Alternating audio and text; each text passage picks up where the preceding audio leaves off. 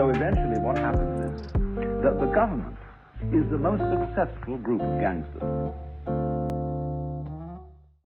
So Donald Trump has now created an official office of the former president.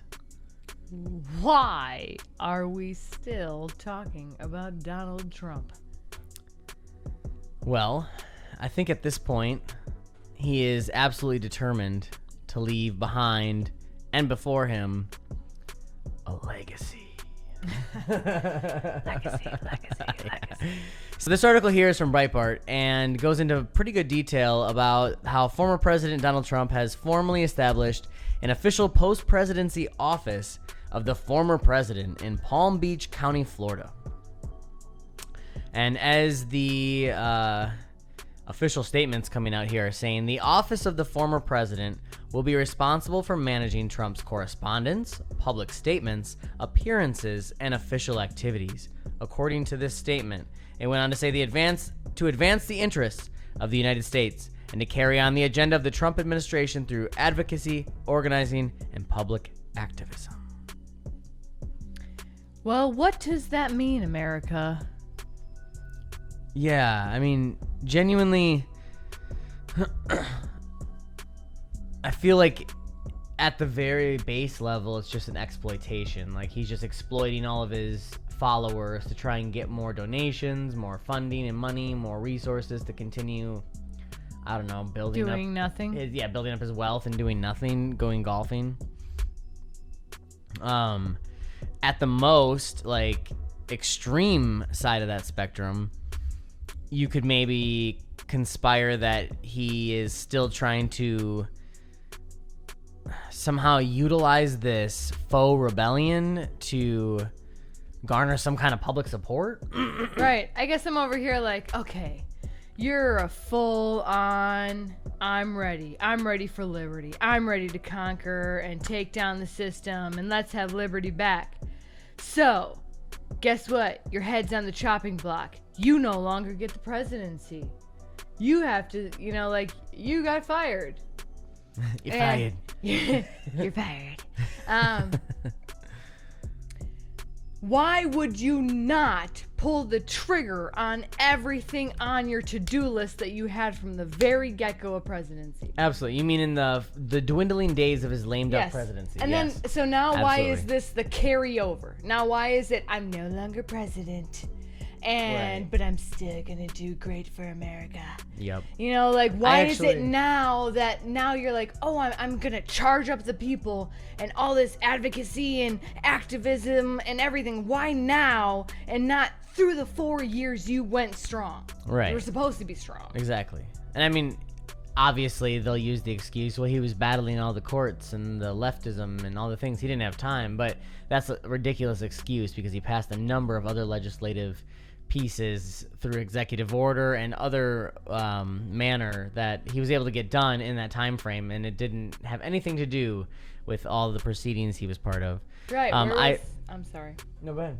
I was gonna say, where was his apprentice attitude where he was like, you're fired,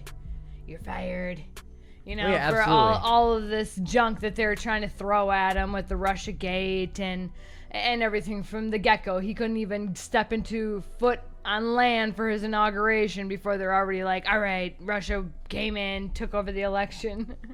Yeah, it's absolutely true. So as I was saying in last week's podcast, it's kind of ridiculous how many passes and excuses Trump gets throughout all of this. In the entirety of the 4 years, like you just mentioned, he didn't get done almost any of the draining of the swamp, the taking down of the elites, any of the things that he said he was going to, locking Hillary up, all of the Q stuff that we've been talking. He didn't even handle the Epstein stuff correctly. Well, yeah, exactly. All the Q stuff that have been talking about, the number of different elitists that were involved in the pedophile ring and everything else. Like, none of that actually ever came to fruition.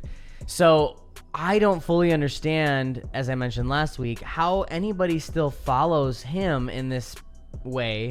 Because if he wasn't able to do any of this when he had the levers of power in his own two hands, how is he going to make any impact at all from the sidelines, for one? And how is he ever going to get the levers of power back into his hands again when he already burned millions of people who trusted him to actually do something and he did nothing. Right. I mean, really, truly did nothing. Everything he said was bloated and misleading and completely false. Like, he did nothing good at all.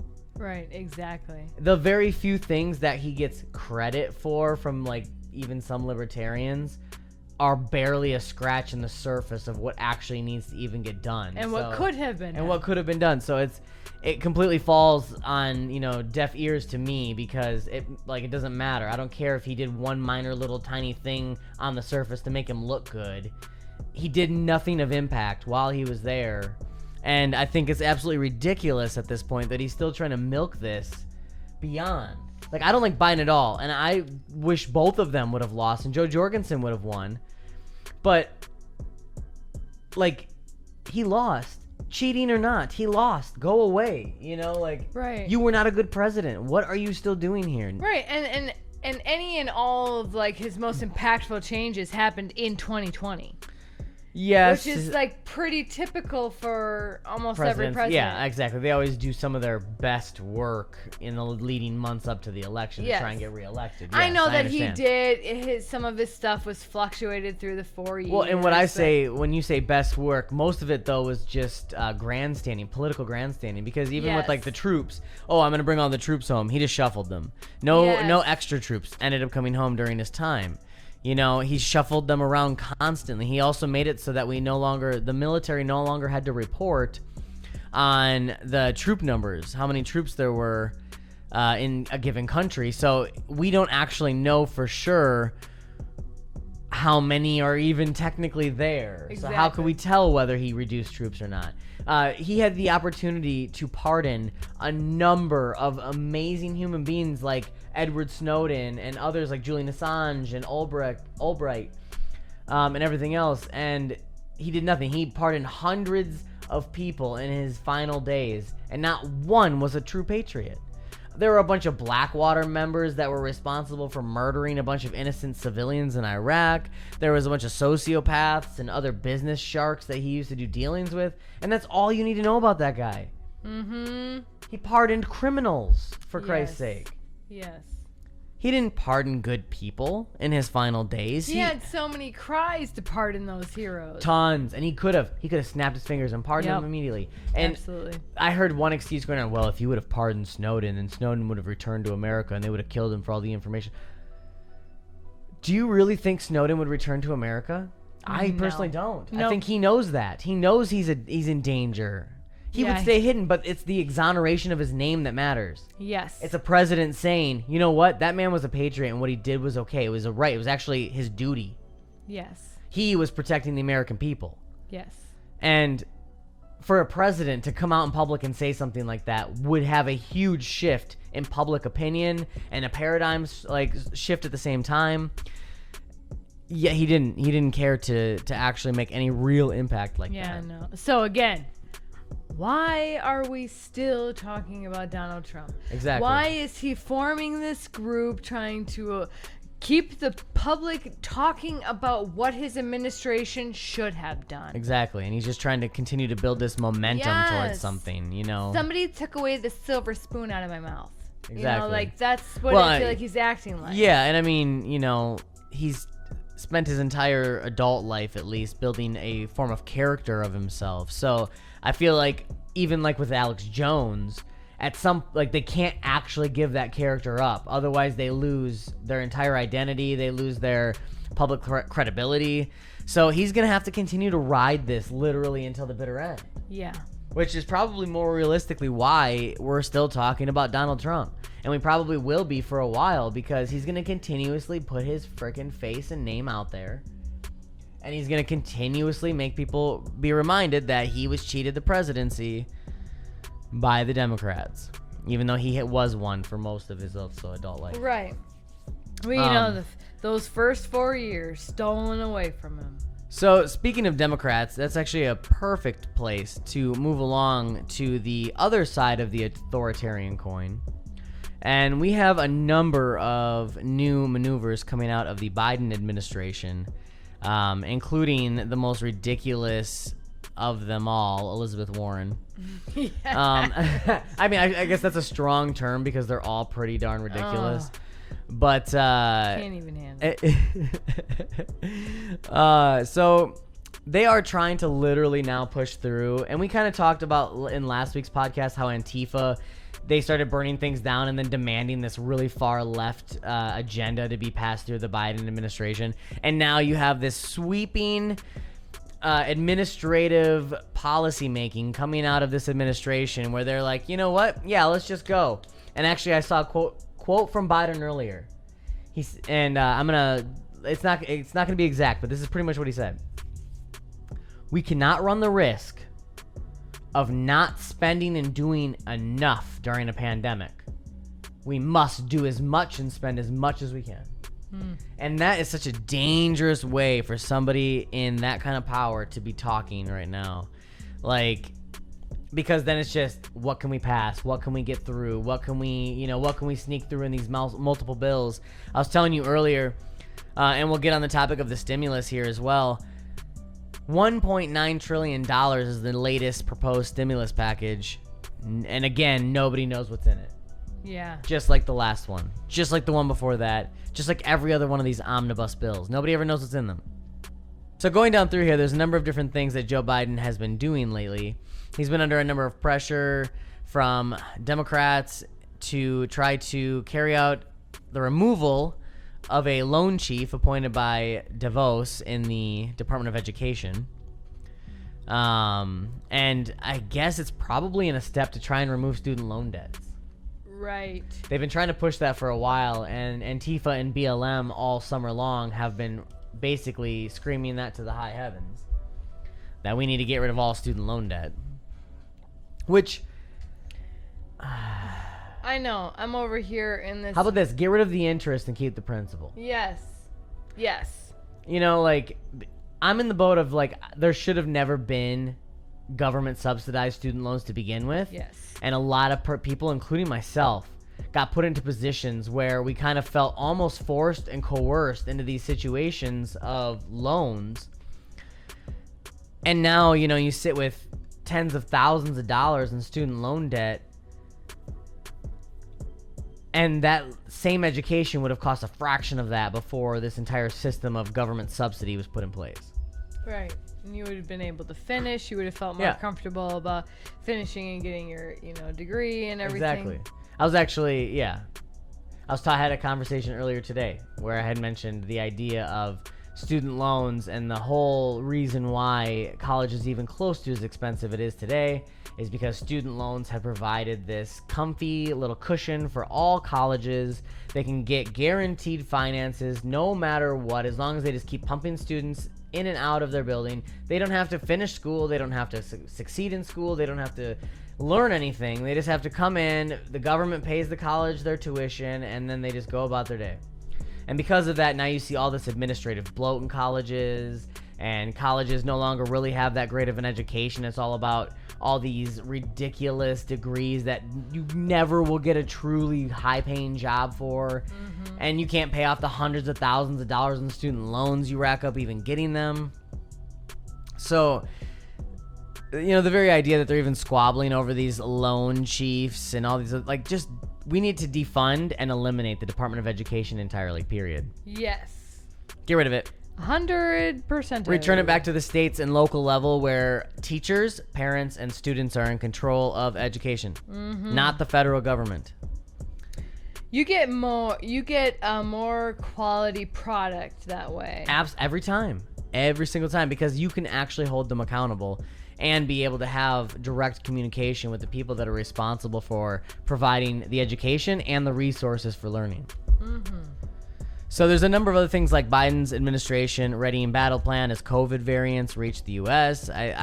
They've been trying to They've been trying to claim there's all these different variants and strains since the very beginning of COVID. Yet somehow now it's only an issue. Well, they're trying to undo all of Trump's hands-offiness. And I feel, to a certain degree, I feel like now that Biden's in office, they kind of want to end the COVID crisis. They want to end the COVID crisis. So they have to make it look like Biden is doing all these extra things to end it that Trump never did. Yes, so that they can go right back to the economy, and Joe Biden, he saved everything. Exactly. And then he can be heralded and You know. Well, because even in this little article here that we're looking at, in his little COVID plan, they're talking about how the vaccine doesn't have high rates of succeeding, like especially in South Africa where it's been distributed the most. It was originally 66% effective, and now it's dropped down to 57%. And now, like, they're trying to get it distributed so that they're pushing the mask thing in the time being as they're trying to figure out the vaccine, and then pushing the vaccine. Everybody gets the vaccine, and I think as soon as that happens, COVID's done. Yep. The majority of the people got the vaccine. Yep, that's all that matters. Good. Herd immunity. Everything's good. Economy back together. Joe Biden brought the country back together, made America great again. Yeah, he united the people, because that's actually what they keep trying to tag everything as. Right. I find it interesting too, you know, I did not like Donald Trump at all as a president. But it's awfully interesting that as soon as Joe Biden gets back in, he basically reinitiates, refulfills, and entirely renegotiates all the old globalist and big government organizations like the World Health Organization, as we can see here in the article, the World Trade Organization. He is trying to demand a swift appointment to the head of that organization, and they're really tied into policy making and economic policy making, especially here in America. I've been hearing a lot of things about China as well. Biden must pursue space and diplomacy with Russia and China. Two authoritarian countries. I'm sure we'll get along just great, right? So Biden really loves China. Yeah, it's true. There's so many different things right now, and I mean, this article kind of seems a little bit biased. It kind of seems like they're swaying a little bit in Biden's favor a bit, because they don't really mention the heavy impacts of a lot of these maneuvers that Biden's doing. Right. Like Democrats ready to plow ahead on COVID relief. Okay, so what does that mean? You get down to the nuts and bolts of it. President Joe Biden has pitched a $1.9 trillion coronavirus relief plan that would also raise the minimum wage to $15 an hour. Like, okay. What? What does that have to do with COVID? Right. That's actually going to destroy more small businesses. And like we actually said in the last podcast, we'll do an entire episode on just the minimum wage, and we will break down a bunch of information, because it is actually a very passionate topic to the both of us, like it is to many libertarians, truly. So many people don't understand how dangerous the minimum wage is. So if they're trying to sneak that in, they're already like severing so many small businesses right off the market. Well, you went and murdered a bunch of small businesses through COVID and the release of COVID, and then it's like kick the rest of them all down. Yeah, kick them all down. Exactly. Because, like, I couldn't imagine, like, there were so many small businesses that could not have handled that before COVID. And then you shut down their businesses, remove their employees, reduce their hours, reduce their functionality, reduce their menus, and then tell them, sorry, you also have to pay your people $15 an hour. Yep. Even if you're some old lady who's owned your business for 60 years and you can barely afford to pay the electric bill, but you just need one person to run the cash register because you're too old to handle it. Yep. And $15 an hour is literally impossible for you. So rather than standing there for 8 hours a day and destroying your knees, you just decide to shut down your business and your livelihood and live off of the state. Yes. It's just frustrating. Depressing. It is. It's depressing and frustrating, because I feel like, why? Why does it have to be like this? This list goes on and on and on. And some of these things look really good on the surface, but I know for a fact, as many of these things work, they definitely are not so once you start diving any deeper into them. You know, like you look at Biden starts rolling back Trump's anti-abortion rules. Terrible. But you look up here, Biden administration pauses Trump's foreign weapons sales. Sounds good. We shouldn't be selling weapons to the foreigners, right? However, then you read it, the State Department is pausing some U.S. weapons sales inked during the Trump administration so the deals can be reviewed by President Joe Biden's incoming team, including a contentious sale of F-35 fighters to the United Arab Emirates. The move follows The move follows consternation on Capitol Hill over former President Donald Trump's arms deals with Middle Eastern countries, including the UAE fighter sale. It also comes as some top Democrats on Capitol Hill push for Biden administration to halt arms sales to Saudi Arabia. Now, I would never give Biden credit for anything, even if he did something good, because he doesn't deserve credit for anything. I know that sounds harsh, but authoritarians don't.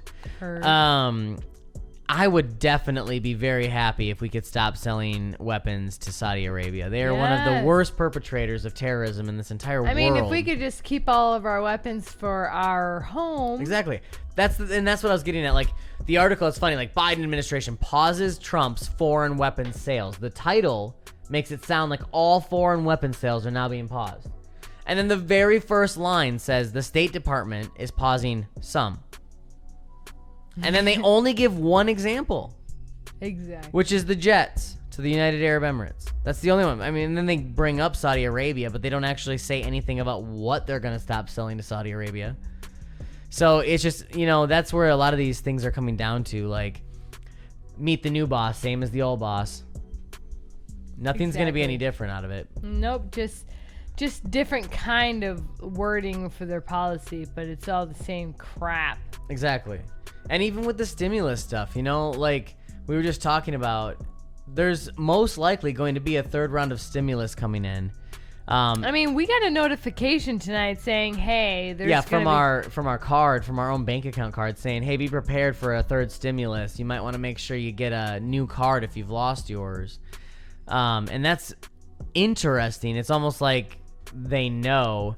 And I mean, this is what the news is currently saying right now. Third stimulus check updates. President Biden taking creative steps to push for $1.9 trillion aid plan. And in that aid plan is a stimulus check of $1,400 for Americans, which I think is like the difference. They wanted that $2,000 right around Christmas, but they only got $600 or whatever. Right. So I'm assuming that's where that $1,400 number that they're coming up with is. But what else is in that bill? Well, yeah, and that's actually, I was reading an article earlier, and I don't know if this one really dives into it about the entire stimulus package, but there are even Democrats right now that are a little uncertain about this because, it's right here. Some Biden allies have expressed frustration that the administration has not more clearly defined what the massive legislation would actually accomplish. The new president instead has largely focused his first 9 days in office on signing executive orders rolling back his predecessor's policies. So essentially, he's wanting everybody to just accept and negotiate this $1.9 trillion financial package, and he hasn't told anybody what's even in it. And this is literally just on repeat, okay? Like that $600 stimulus check we got? Yep. Same thing. It was an omnibus package that had so much fluff and bureaucratic bloat inside of it. It was impossible to know. You probably saw the pictures of them hauling the bill out. Yeah. It was on like carts. They couldn't even carry this thing in their hands. It had so many pages. Which I'm over here like, why? And when do the American people get to stand up and say, wait, no, what is in that bill? Right. Read the bill. Read the bill. That should What do you mean? Instead of saying like, USA, we should be saying read the bill. 100%. Because, and that's why I like Amash actually has pushed for this a lot. He wants to have Congress pass a law that states that every single bill that comes before Congress can only have one subject each. You can't pass a bill that has 50 different topics in it and pass, like they're talking about here, where they don't even know $1.9 trillion, and it probably covers everything from airports like Trump did to, you name it. Whatever Biden favors ultimately, is what it'll come down to. But, yeah, so, I mean, as I said earlier, actually, Biden's quote on this was the idea of, we have learned from the past crises that the risk is not doing too much. The risk is not doing enough. And that was the direct quote. And like I said, that's really dangerous in these situations because what do you mean not doing enough? That's a really open-ended comment. Yeah. I support passing COVID relief with support with support from Republicans if we can get it, he told reporters. But the COVID relief has to pass. No ifs, ands, or buts. And this is where I'm like, that's dangerous because you are in place to have a conversation with everybody who represents the people of America for a whole team effort. Yeah, you're not a dictator. Yes. I hate that. I hate that. It's not what Joe Biden says goes kind of crap. I hate that modern presidencies have turned into that, where I just got a pen and a paper, and whatever I say, I goes, and I don't have to play ball with the other side because I can just make it happen anyway. And actually, one thing I noticed about this article, too, that was very interesting, is that they kind of, like, played this up really dramatically. So it actually reminded me of the Hunger Games. Okay, I'm going to read this to you. Let me know if you feel the same way. His message so far has been that a fresh $1.9 trillion in aid would be a bargain compared to the potential damage to the world's largest economy if it doesn't pass. An aggressive push for vaccinations and generous aid to the individuals would help put parents back to work, let children return to school, and improve their lifetime earnings. Biden said at a Friday meeting with Treasury Secretary Janet Yellen, they met in the Oval Office where the fireplace was lit to protect against the chill in Washington. Get out of here. Come on. Like, come on, man. I like creative writing just as much as the next guy, okay? Come on, man. This is politics. You don't have to romanticize this. Joe Biden and Janet Yellen aren't people that you want to romanticize about. I don't want to picture them in like fur coats with a little smoking pipe and a scotch sitting by the fireplace talking about, you know, that's not really the picture I have of what went down. Janet Yellen is an interesting human being that should not be in any way, shape, or form in positions of power. But that same goes for Joe Biden. So I mean, they work. And well then together. here we are. And here we are. So, I mean, as far as stimulus goes, I mean, obviously, as libertarians, we don't believe truly in stimulus. They should have never shut down the economy to begin with. They should have never taken my money to begin with. Yes, they should have never taxed me. They shouldn't have it. So, I don't agree with stimulus. Obviously, there's that common sense part of me that's like, well, if they're already taxed me, and they're already handing out money to trillionaires all across the globe that have nothing to do with the coronavirus at all. They can give me a couple $100. Well, yet they have shut down businesses. Yep. They've destroyed families. Yep. They've destroyed livelihoods. Yep. They've ruined American small communities all over the place. They owe our communities a rebirth. Yeah. You know, it's not even like well, you owe us in compensation. Like, you need to rebuild. There needs to be rebuilding, and you need to stop pumping this money into the hands of people that don't care and won't rebuild. Yes, absolutely. The billionaires aren't going to rebuild the small towns. No. It'll be the small towns that rebuild the small towns. It's going to be the people. It's going to be those poor people, those And- middle-class people, those Exactly. builders and creators. And that's exactly where I feel like this all goes wrong with stimulus, you know, is sure, because that I just don't agree. It should have all been shut down. So stimulus should have never really been required to begin with. But they made the mistake of shutting it down. So that is that. Kind of had to eat that. And it just sucks because I don't want my grandchildren to be enslaved to taxation debt because a bunch of politicians made some bad choices, whether it have been on purpose or just out of ignorance. Absolutely. So that's just kind of hard to swallow sometimes in the sense of the stimulus because, you know, even us as a family, we struggled through parts of this coronavirus shutdown. You know, it was really difficult. The income wasn't always stable. You know, there was a lot of hardship that came from it. We were more well off than others, you know, because you were still working and we even had a nice, like, we were smart with our money in the beginning. Like, so we were more well off than some other people, but it was still a struggle, and it didn't have to be. Right. Exactly. Coronavirus never impacted our lives personally. We even possibly had it at one point. Yeah. In the early days of it, And it still didn't really truly take anything away from us. It was the government coming in and shutting things down that did. So yeah, and that's really the running trend here, is that government does not know what is best for you. It does not, and government is just other people. So other people don't know what is best for you in your life. They shouldn't be able to come in and dictate what you do or don't do in your life. And that really actually is showing more so now than ever across the board in so many different communities. You actually even have here in Door County, so many different situations cropping up where local people are so fed up with authoritarians stepping into these roles of power and then just utilizing it for their own agendas. And right now in Door County, actually, this just came to my attention. It was brought to my attention by a local community member. We actually have a situation arising in Sevastopol where the local commission, the Town of Sevastopol Planning Commission, has approved a draft of what is called the Short-Term Rental of Residential Dwelling Ordinance. And what this does is that it has to go before the Town Board of Supervisors, coming up here in actually just a couple of weeks. And it would regulate rental owners and force them to obtain a short-term rental license through the state of Wisconsin and the Door County Tourism Zone Commission. According to this, the initial short-term rental application fee would be $500 to pay for administrative and monitoring costs. A short-term rental would be classified as any stay of 30 days or less, and the drafted ordinance would require a minimum of 6 nights. Oh my gosh.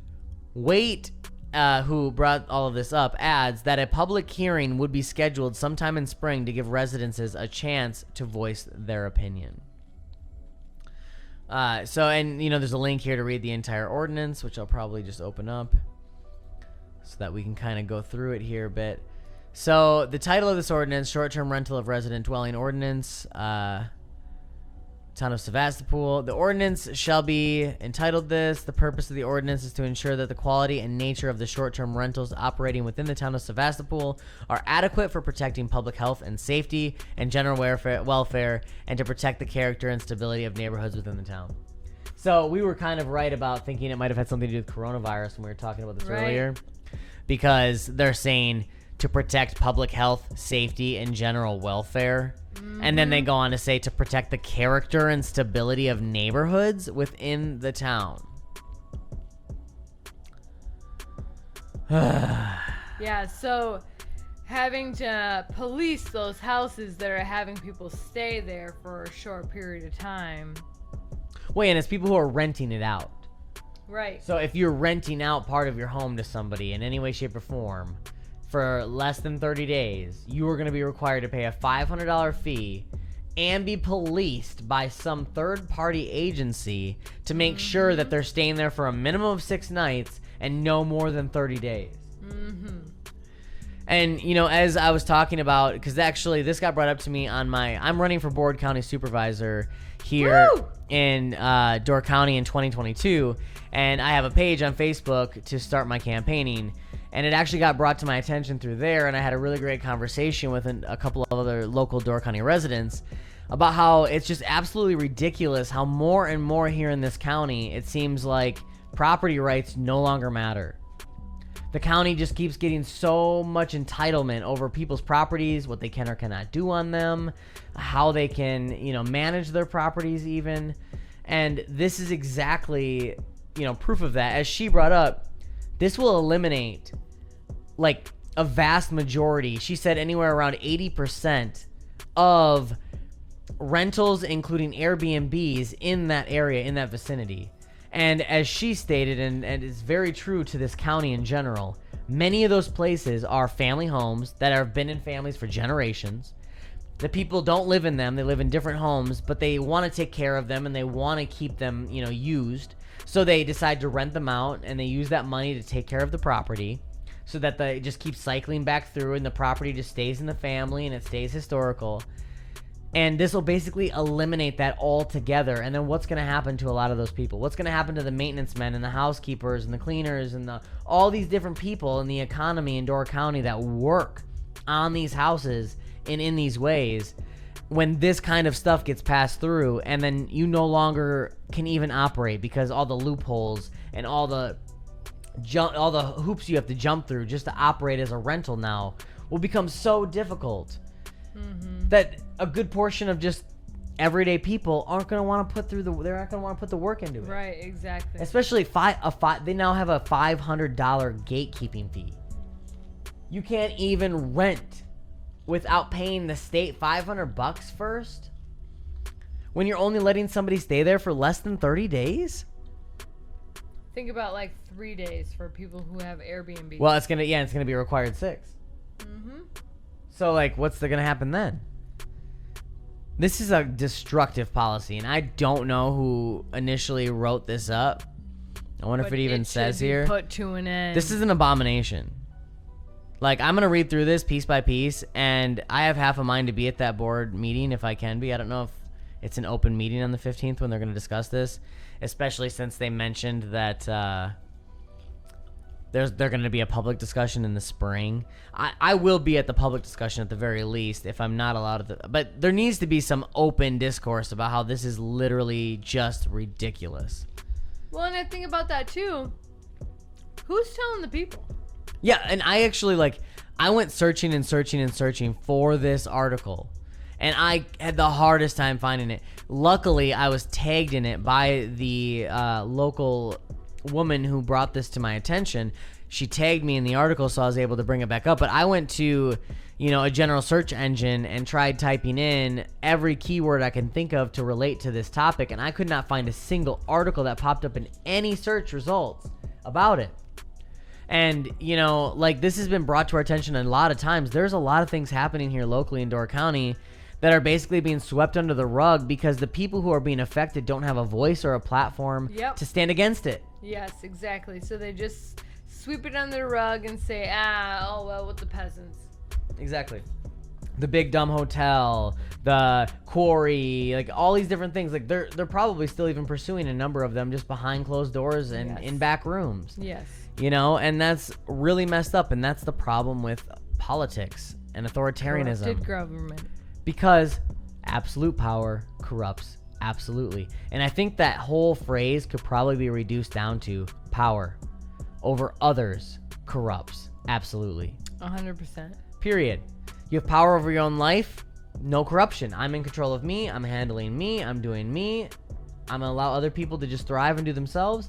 There's no corruption there. I'm just doing me. Right, exactly. It's the moment you start feeling entitled over somebody else's life and what they do or cannot do is the moment that that evil and that corruption starts seeping in, even in good intentions. Yep. Can be taken that way. Absolutely. And it's another story here locally that actually got brought up to me a couple weeks ago when I was in Green Bay for our new affiliate meeting down there. There is currently another situation in Forestville here in Door County regarding the dam situation. Now, this personally actually really affects me because I lived in Forestville for a number of months, and that dam is a beautiful natural aesthetic of that town. And to hear what they've done with this is just troubling. As it was described to me, and there are no articles I could find of anybody that's talking about this, and we are very determined to make sure that gets fixed. That this story gets heard. That this and other stories get heard. You can go to doorco4liberty.org, and we have already news stories up there, but we want to get even more involved with local news stories like this.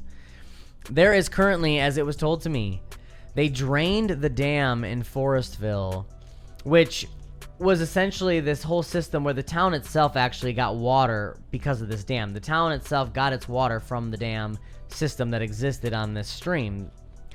And they drained the water and now allow the stream to just flow as it was naturally.